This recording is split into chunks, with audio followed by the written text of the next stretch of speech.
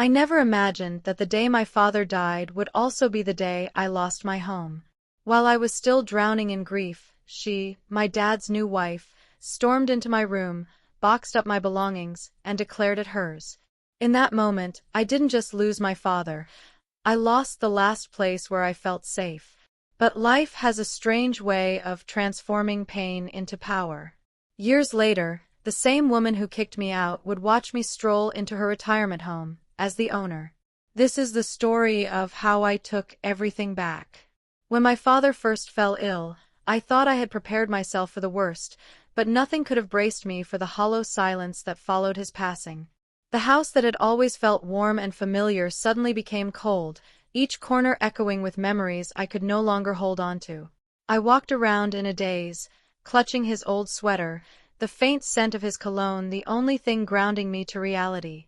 I wanted time to grieve, to sit in my room and let the memories wash over me, but life, and my stepmother, had other plans. She didn't even wait a week.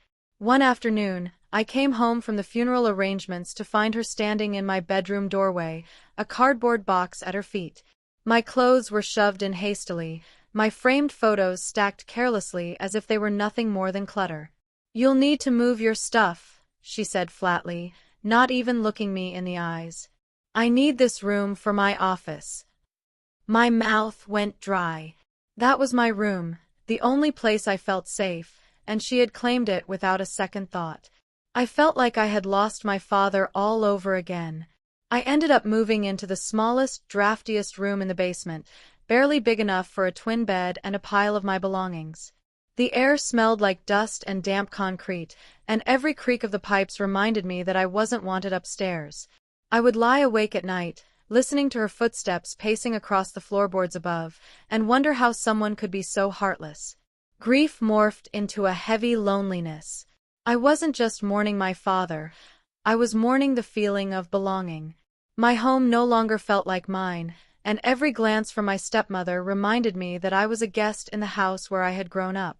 I tried to be invisible, keeping to the basement, quietly eating meals when she wasn't around, but the weight of betrayal was crushing. Losing my father had broken my heart, but being pushed aside in my own home shattered something deeper, a sense of safety I wasn't sure I'd ever get back. Leaving the house I had grown up in felt like leaving the last piece of my father behind. With no choice but to start over, I stuffed what little I had into 2 duffel bags and crashed on a friend's lumpy couch. Their tiny apartment smelled like takeout and laundry detergent, and I slept surrounded by stacks of textbooks and unfolded blankets. It wasn't home, but at least it was somewhere I could exist without feeling like a ghost haunting my own life. Days blurred into weeks as I juggled part-time jobs just to cover my share of the rent when I finally managed to snag a micro-apartment. It was barely bigger than the basement room I had left, with peeling paint, a leaky faucet, and a window that faced a brick wall. But it was mine. I would sit on the floor, eating instant noodles after long shifts at a cafe or bookstore, and let the quiet remind me that I had survived another day. Grief still clung to me like a shadow, but slowly, something else began to grow in its place: determination. Every night, as I studied for my classes or scrolled through job listings, I promised myself that I would never be powerless again. My stepmother had taken my room, my comfort, and nearly my sense of self, but she wouldn't take my future. Pain became fuel, and loneliness became motivation.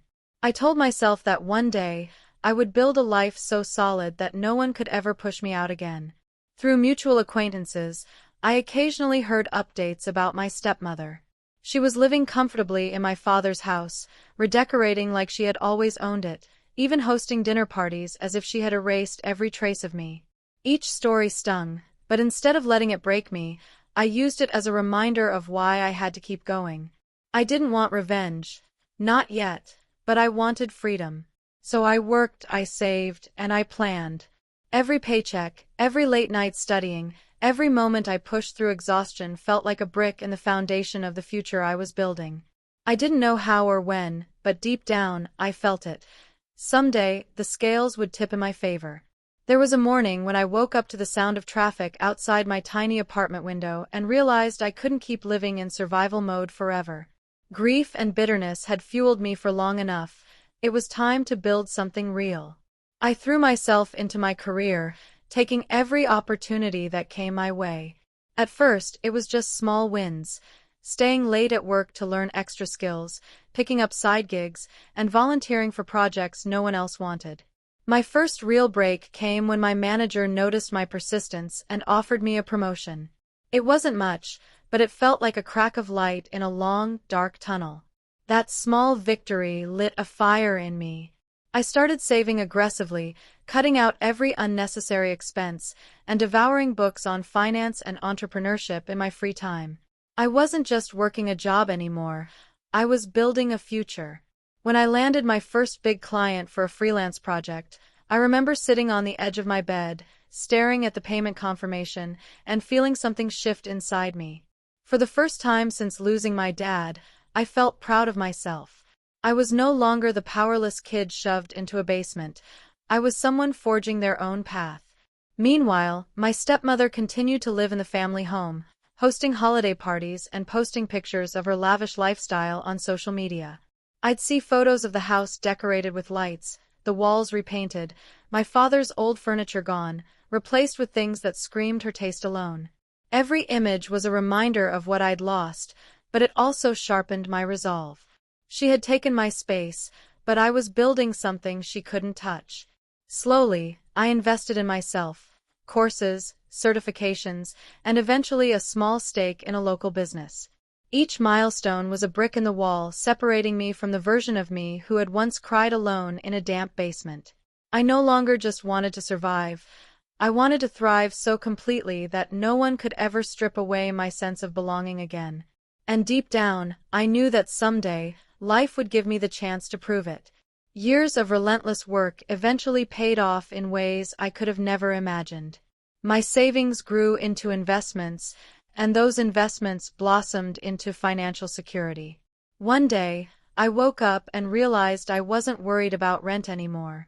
I could buy what I wanted, travel where I wished, and finally breathe without fear of losing everything.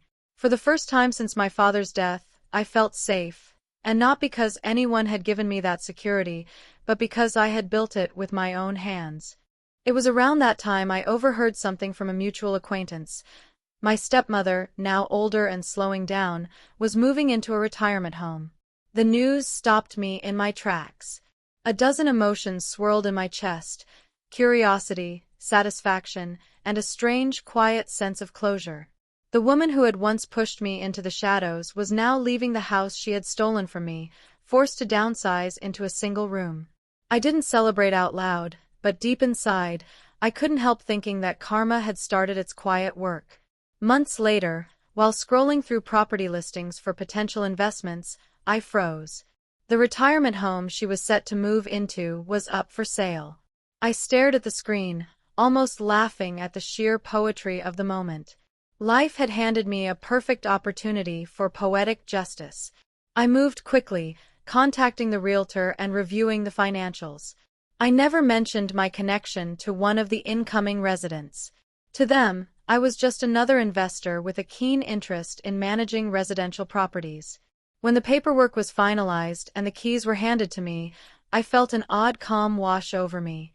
This wasn't about revenge, it was about reclaiming my power. I visited the retirement home quietly at first, walking its halls and imagining the lives within. I didn't announce my ownership. I didn't need to. The simple knowledge that I now held the deed to the very place she would call home was enough. Life had finally come full circle, and I had claimed victory without saying a single word. The first day I officially visited the retirement home as its owner felt surreal. The halls were bright and welcoming, filled with soft music and the quiet shuffle of residents enjoying their morning routines. I walked slowly, taking in every detail: the polished floors, the garden view from the lounge, the scent of freshly brewed coffee. My heart pounded, not from nerves, but from the anticipation of a moment I had imagined for years. When I finally saw her, she was sitting by a window, reading a magazine. My stepmother looked smaller than I remembered, her once sharp presence dulled by age and time.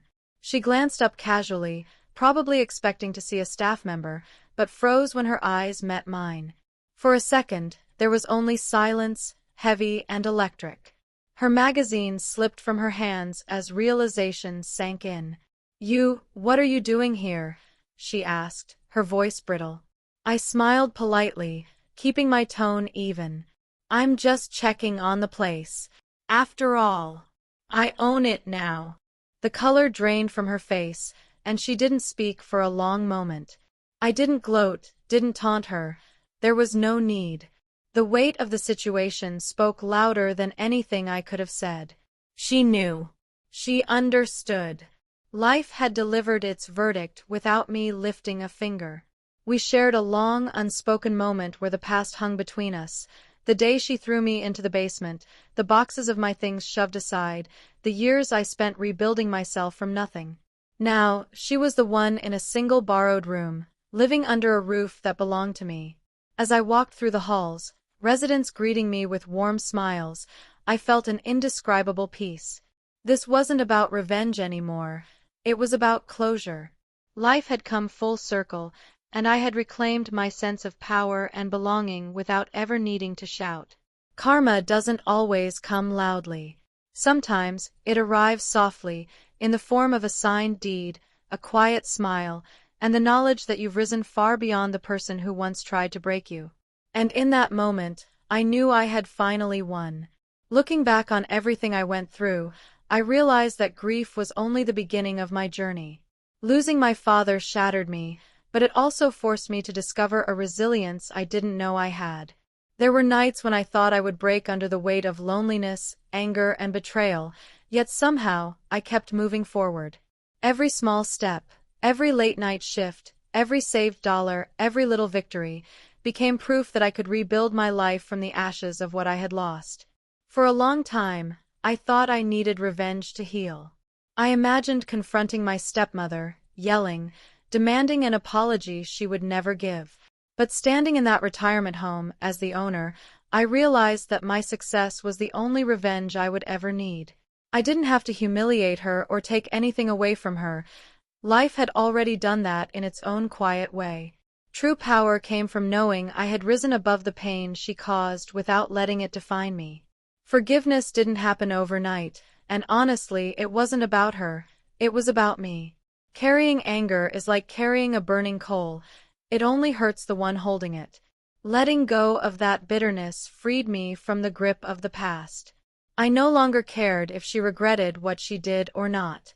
I had built a life so solid, so fulfilling, that her opinion no longer had the power to touch me.